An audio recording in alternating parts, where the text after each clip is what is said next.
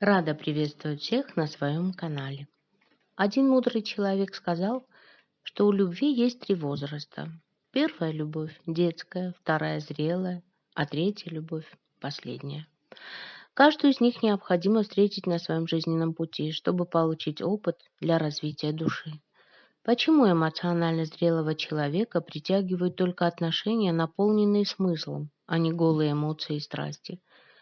Кто решил за всех и навязал шаблон, что любовь– дело молодое, которого для людей пожилого возраста не существует?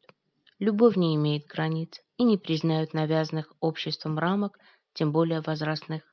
Эмоции никуда не деваются после 60, просто они выражаются немного иначе, на тонком, духовном уровне. Доказано, что подобная сплоченность пары даже помогает легче преодолевать болезни. Вы когда-нибудь наблюдали на прогулке в парке за пожилыми парами? Это особенная картина, которая вызывает в сердце нежность и теплоту. Ведь каждый достоин того, чтобы встретить закат жизни с близким по духу человеком. Многие думают, что жизнь закончена, а ведь жизнь продолжается всегда и везде. Половинку можно найти в любом возрасте, а верная фраза классика «любви все возрасты покорны» подтверждается многочисленными примерами. Жизнь постоянно подбрасывает такие сценарии. Лучше поздно, чем никогда. Правда? Обычно зрелые женщины думают, что если любовь и возможна в солидные годы, то исключительно в качестве дружбы, но никак не женитьбы и совместного проживания. Встречи несколько раз в неделю на нейтральной территории, прогулки и посещение культурных мест так представляют себе отношения особо в возрасте. Пожениться– это даже смешно для нее. Но как могут ужиться два взрослых человека с давно укоренившимися привычками и мировоззрением? Но, несмотря на это, стоит посмотреть немного шире и найти веские причины, почему после 60 все-таки стоит выйти замуж. Первое, чтобы не остаться одной.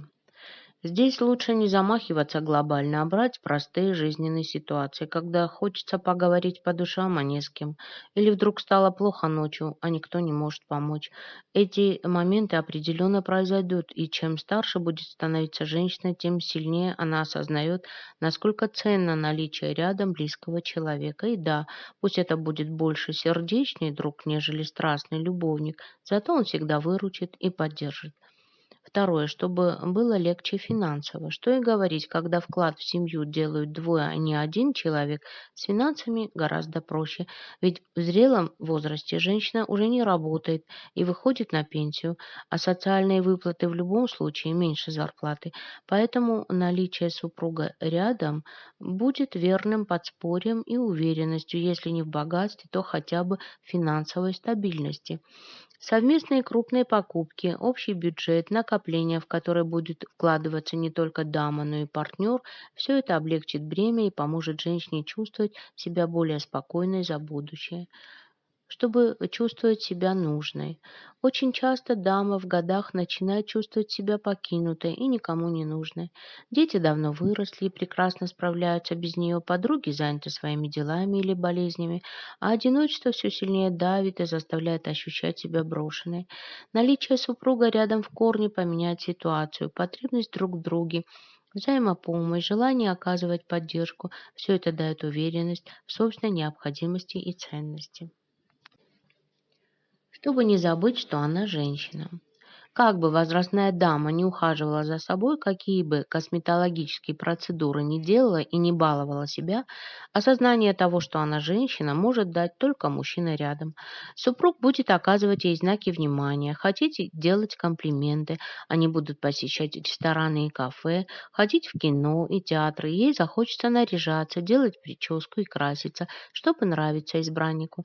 Женщина почувствует себя красивой и желанной, и это не даст ей состариться, а продлит молодость.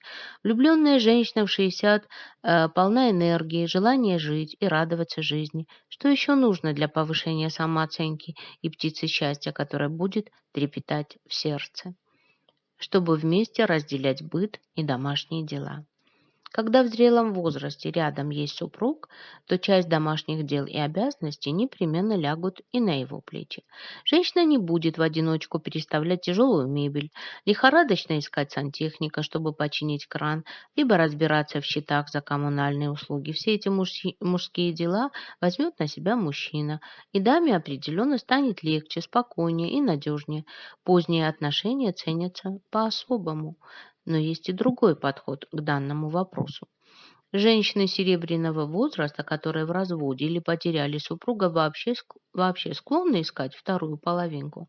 Обостряется проблема одиночества. Ведь ты представляла свою старость совсем иначе. Чем старше человек, тем сложнее ему менять привычное окружение и заводить новые связи. Конечно, есть типы личности, которые хотят активно проводить время, поездки, гости, мероприятия. Такие люди пользуются интернетом, используют службы знакомств и объявления в газете. Но большинство пожилых людей не интересуются поисками партнера, они не хотят приводить чужого человека в свой дом, знакомиться со своей семьей и делить личное пространство. Почти каждый человек ориентирован на том, чтобы партнер его не раздражал, принял семью и внуков и был принят ими в ответ.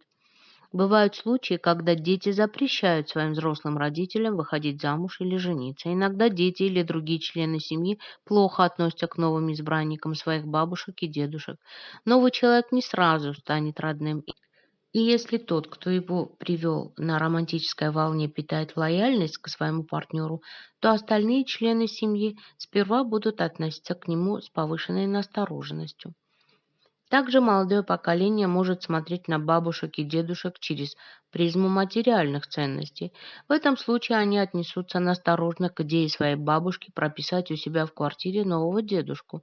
Ведь за этим дедушкой могут стоять их прямые конкуренты, его дети и внуки, новые претенденты на долю бабушки.